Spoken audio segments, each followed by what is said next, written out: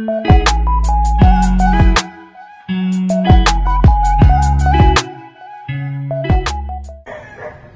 guys, so kanina nakakuha ulit ako ng maraming worms.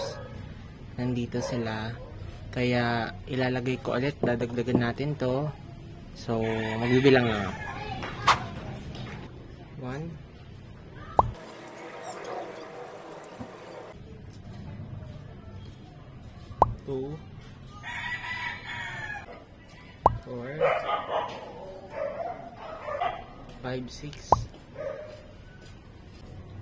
7.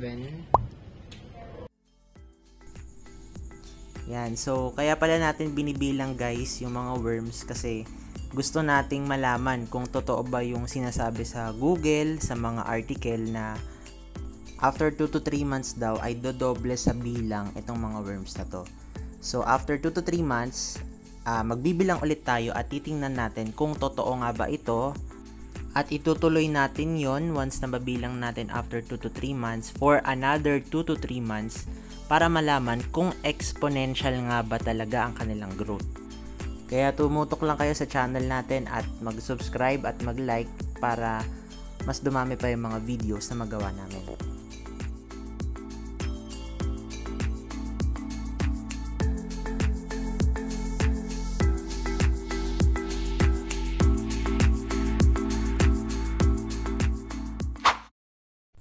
Ayan, so medyo nakakapagod pero 191 worms yon at ang total time ay 37 minutes ko siyang inilipat.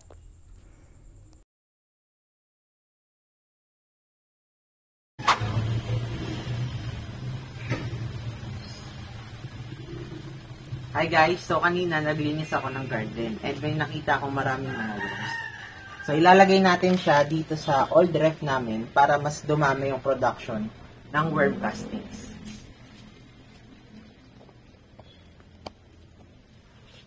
Nilinisan ko na rin pala to kaya wala na masyadong dumi. Tsaka para mapurga sila kung sakaling may mga snail na eggs. So bibilangin lang natin siya and yan, panoorin nyo na lang.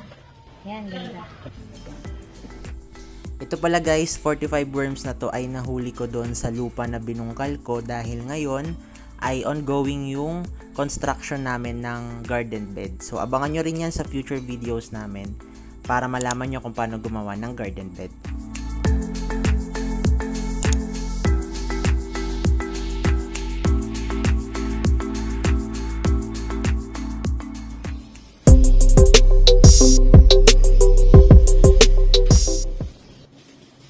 Ito namang clip na to is yung pinakamatagal akong nagbilang ng worms dahil sobrang dami ng worm casting.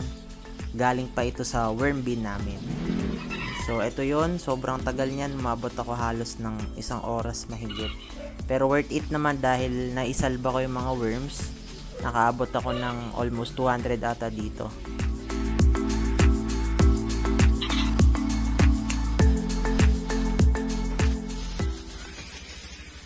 $189. After ilang oras kung pagbibilang ng worms is, ang total ay 425 worms para sa ating experimental compartment.